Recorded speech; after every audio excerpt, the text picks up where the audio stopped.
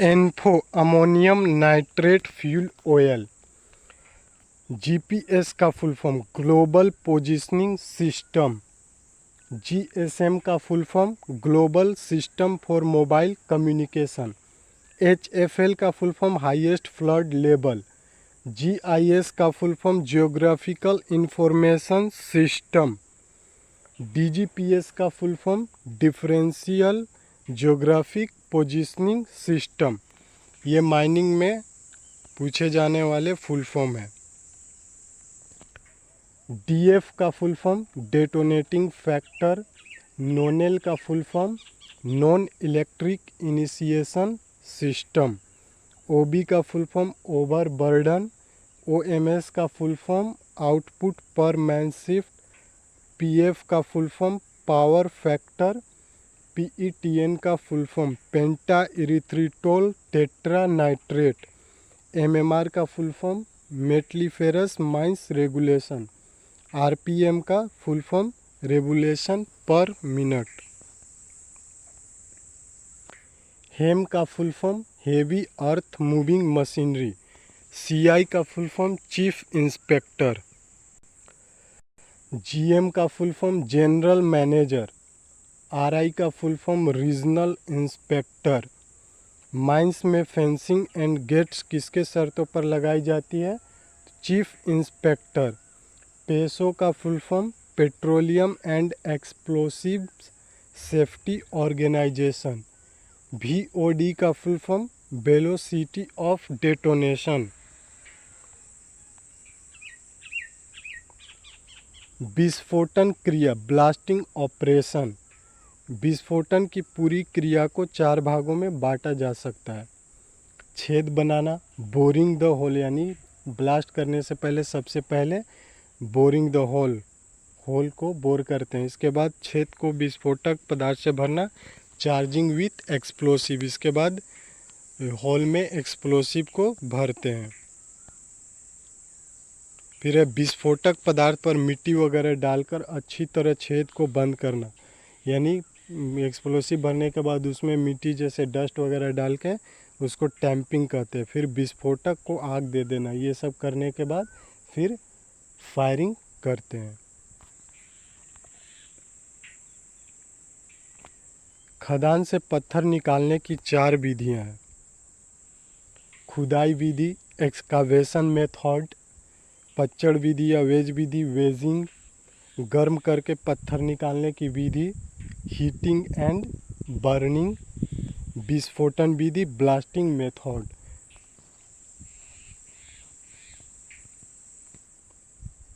Duties and responsibilities of mine foreman regulation number 46।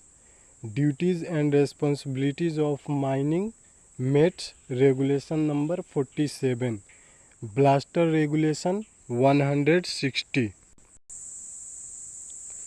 Drilling, charging, stemming and firing of short holes तो regulation 162। Duties and responsibilities of blaster regulation number 48। The limitation of hours of work above ground is तो 9 hours per day of 48 hours पर week.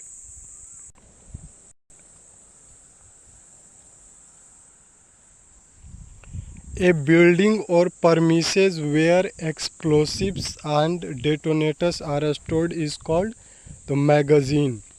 1 HP is equal to 746 watts. Misfire regulation number 167. The numbers of members are nominated in the safety committee is 13.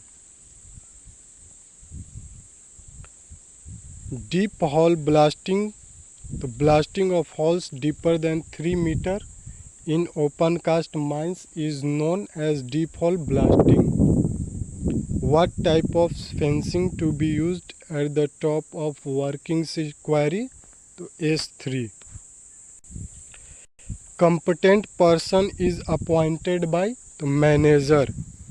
Most important personal protective equipment for a dumper operator is the seat belt, SCAMP, तो stands for strata control and monitoring plan. Any place in a mine to which any person has lawful access is called the working place.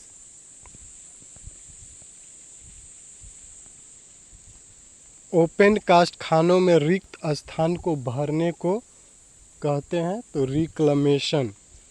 According to DGMS circular the maximum speed of the dumper shall be restricted to 30 km/h। What should be the minimum standard of lighting in traveling roadway? तो 10H 10V। The unit of illumination is lux.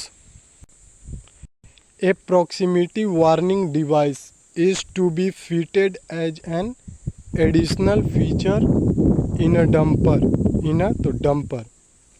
Fly rocks during open cast blasting must be controlled by muffled blasting. One way haul road की minimum चौड़ाई कितनी होनी चाहिए? तो largest vehicle की चौड़ाई +5 metre. एक रैंप का ग्रेडियंट कितना होना चाहिए? तो 1/10 से अधिक नहीं। रैंप की लंबाई होनी चाहिए नॉट मोर देन 50 मीटर।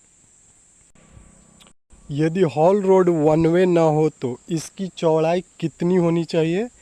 तो लार्जेस्ट व्हीकल की चौड़ाई के 3 टाइम्स +5 मीटर से कम नहीं।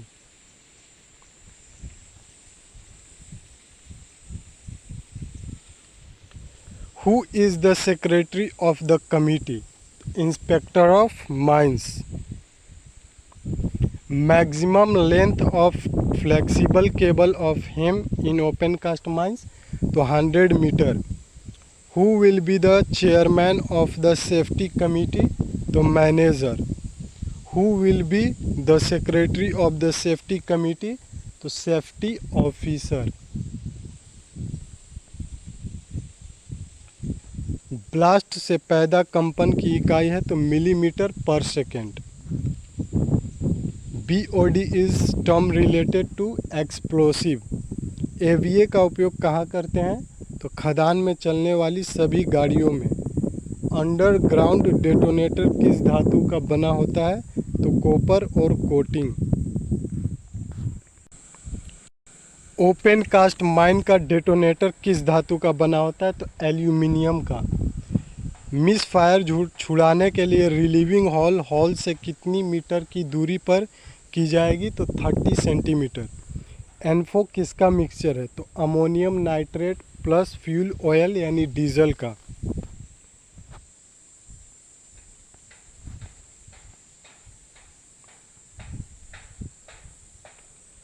ब्लास्टिंग शेल्टर का साइज तो height 1.8 metre, diameter 1.5 metre. Sleeping hall का परमिशन कौन देता है? तो DGMS परमिशन देता है। हॉल के ऊपरी भाग से फ्री फेस की दूरी को क्या कहते हैं? तो क्रेस्ट बर्डन। हॉल की तल्ली से फ्री फेस की दूरी को क्या कहते हैं? तो toe burden. Charge factor word कौन से माइंस में यूज होगा? तो ओपन कास्ट माइंस में। पाउडर फैक्टर वर्ड कौन से माइंस में यूज होगा? तो सब प्रकार के माइंस में। एक्सप्लोसिव बॉक्स में मैक्सिमम कितना एक्सप्लोसिव रखा जाएगा? तो 5 kg। एक्सप्लोसिव बॉक्स में 5 kg से अधिक बारूद रखने और ढोने की परमिशन कौन देगा? तो चीफ इंस्पेक्टर। होल साफ करने के लिए किस किस चीज़ का इस्तेमाल किया जाएगा? तो कॉपर और वुड का बना स्क्रैपर का।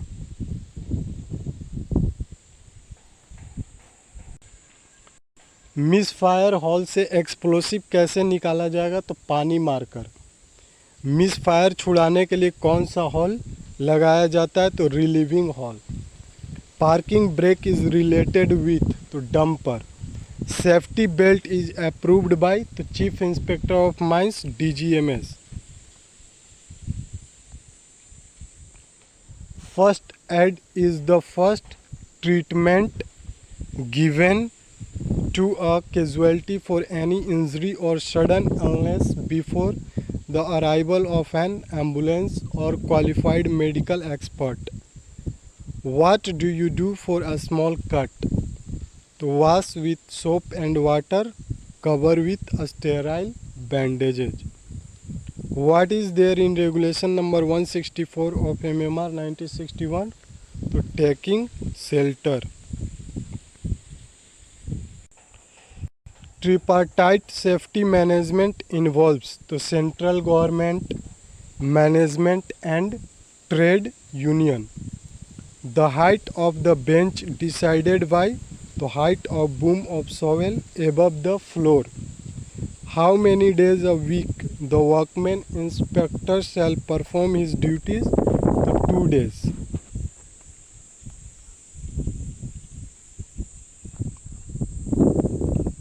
Day means what? So the period of 24 hours begins at midnight. The cause for blown out shot is the poor stemming. Mines में भर्ती होने से पहले कौन सी जांच अनिवार्य है? तो इनिशियल मेडिकल एग्जामिनेशन और IME. What are the required safety feature in dumper? तो audio visual alarm, rear vision system, seat belt reminder. Super elevation is a term used for designing the whole roads. Priming is required in the centrifugal pump. Service brake and parking brake test of heavy machinery should be done once at least in 2 weeks. What is there in regulation 42 of the MMR 1961? The duties of competent person.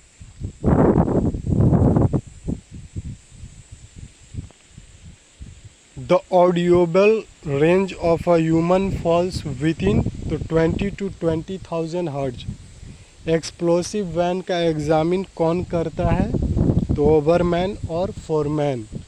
Explosive van को कितने समय में एक बार examine किया जाएगा? तो 24 hours में एक बार.